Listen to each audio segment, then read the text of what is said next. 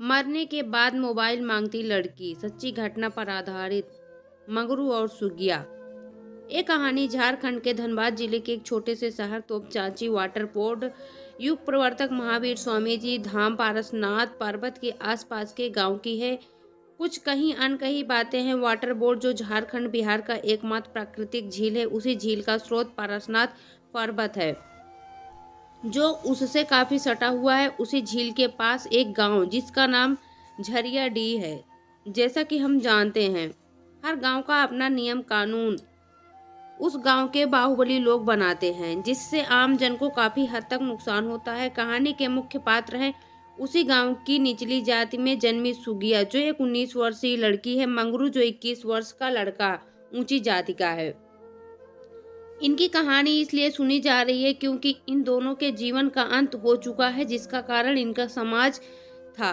बात उन दिनों की है जब दोनों ने कक्षा 10 की परीक्षा उत्तीर्ण कर ली। दोनों की मित्रता इसी दौरान हुई। फिर दोनों प्रेम संबंध में आए। पहले मानसिक और फिर शारीरिक रूप से एक हो गए। यूं कहें कि दो जिस्म एक जान हो गए। देश आज़ाद होने के बाद भी जो बालिग हैं उन्हें संवैधानिक अधिकार नहीं है। जब ये समस्या बड़े बड़े शहरों में आम बात होती है तो गांव में तो अधिकारों का कोई मतलब ही नहीं। जो पंचायत कहे या घर वाले कहें वही सही है। इसी सोच के दुष्परिणाम को सुगिया और मंगरू जैसे जोड़ों को भुगतना पड़ा। जब उनका प्यार पनपा आगे बढ़ा तो गांव वालों को खबर हुई। घर वालों ने लड़का और लड़की को बहुत मार पीट कर समझाया, लेकिन ना तो सुगिया मानी और ना ही मंगरू। समय बीतता गया, यही घटना बार बार होने लगी। वह दोनों मार खाते, ताना सुनते, पर दोनों ने जैसे एक दूसरे से विवाह करने की जिद बना ली थी। बात पंचायत तक पहुंची तो पंच ठारे ऊपरी जाति के। उन्होंने भी लड़की वालों को ही गलत ठहराया और लड़के से दूर रहने को कहा, लेकिन मंगरू सुगिया का साथ नहीं छोड़ना चाहता था। उन दोनों का गांव के चौराहे पर मिलना, चोरी छिपे झील में जाना सभी को पता था। उन दोनों की प्रेम कहानी हर एक की जुबानी बन गई थी। कुछ लोग उन्हें वासना के पुजारी कहते तो कुछ लोग राधा कृष्ण का स्वरूप। दिन बीतता गया, साल बढ़ता गया। उनके प्रति गांव वालों और घर वालों का घृणा चरम पर था। जैसे उन्होंने प्रेम नहीं, भारत माता के दामन पर दाग लगा दिया हो, कोई देशद्रोही वाला काम किया हो। उनके सभी दोस्त, साथी, सहेली सभी ने उनको खुद से अलग कर दिया। अंत में दोनों ने खुदकुशी करने का फैसला किया। उन्होंने रणनीति तैयार कर एक दूसरे को समयानुसार झील पर बुलाया, क्योंकि दोनों उसी में कूदकर आत्महत्या करने वाले थे। उन्होंने दिन तय किया क्योंकि लड़का लड़की एक दूसरे के होकर मरना चाहते थे। वहीं एक मंदिर में दोनों ने शादी कर जान देने की योजना बनाई थी। कुछ दिन बाद तय किए समय पर सुगिया दुल्हन के भेष में शादी के पश्चात अपनी जान देने को तैयार थी। शायद ऊपर वाले को कुछ और ही मंजूर था, क्योंकि मंगरू के घर वालों ने उसे खूब मार पीट कर घर में ही बंद कर रखा था। वो रो रहा था, तड़प रहा था कि मुझे जाने दो, पर उनके भाइयों ने उसकी एक न सुनी। वो घर पर ही अधमरा हो चुका था।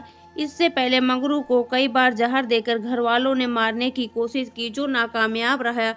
सुगिया डैम पर समयानुसार पहुंच चुकी थी, लेकिन मंगरू नहीं आया। फिर भी सुगिया ने उसका इंतजार किया, उससे बात करने के लिए। वहां से जो लोग गुजरते उनसे वो मोबाइल मांगती और मंगरू को फ़ोन लगाती, पर उसका फ़ोन कहाँ लगने वाला था। उसका मोबाइल तो उसके घर वालों ने ले लिया था। सुगिया शाम तक वहीं रही और मोबाइल लोगों से मांग कर मंगरू को फ़ोन करती।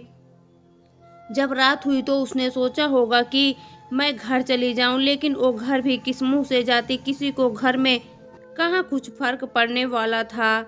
उसने उसी जंगल में रात बिताई। फिर सुबह हुई तो जो लोग वहां से पार हो रहे थे उन्हें फिर मोबाइल मांगकर मंगरू को फ़ोन करने की कोशिश करती, लेकिन ना मंगरू आया ना ही उसका फ़ोन। वो पूरी तरह से टूट चुकी थी, रो रो कर बुरा हाल था। उसी दौरान उसके घर वाले दूसरों के कहने पर सुगिया को खोजने आए। तब सुगिया जंगल में न जाने कहाँ छिप गई कि उसे कोई खोज न पाया। सुगिया बिना खाए पिए 2 दिन से थी।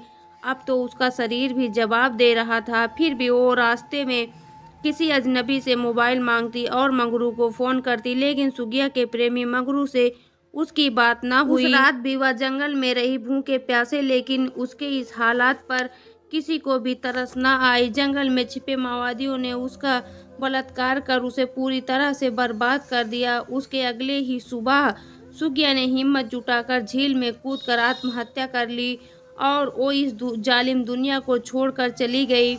बात यहीं खत्म नहीं हुई, अब कहानी में नया मोड़ आता है। सुगिया की मौत आग से भी तेज पूरे गांव में फैल गई। थोड़ी देर से ही सही, पर मंगरू को भी इस बात का पता चला।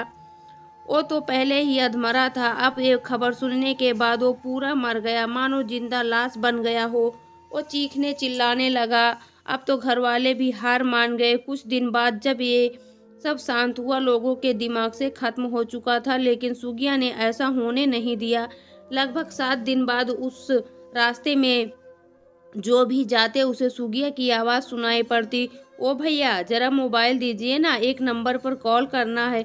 लेकिन वहाँ कोई भी उस लड़की को देख नहीं पाता, केवल उसकी आवाज़ सुनाई देती थी। इस बात की पुष्टि वहाँ के गांव वालों ने की। साथ ही आते जाते लोगों ने कई दफ़ा कुछ सुनी भी। कुछ लोग डरे, कुछ तो मौके पर भी होश हो गए। बात यहीं खत्म न हुई।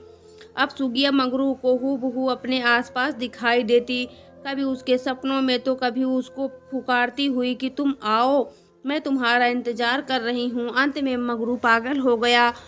वो सिर्फ सुगिया का ही नाम लेता। अभी मंगरू रांची के पागल खाने में भर्ती है। फिलहाल उसका इलाज चल रहा है, पर शायद वो जीना नहीं चाहता। अभी भी वो बस एक ही वाक्य कहता है और रोता है कि सुगिया, मैं आ रहा हूँ। फिर चीखता और चिल्लाता है। मंगरू के इलाज में विज्ञान भी फेल हो गया, उसके झाड़ फूक भी हुए, लेकिन वो ठीक नहीं हुआ। आज के ज़माने में ऐसी घटनाएं हो रही हैं जिससे युवा पीढ़ी टूट सकता है। आपको यह कहानी कैसी लगी? चैनल को सब्सक्राइब करना ना भूलें।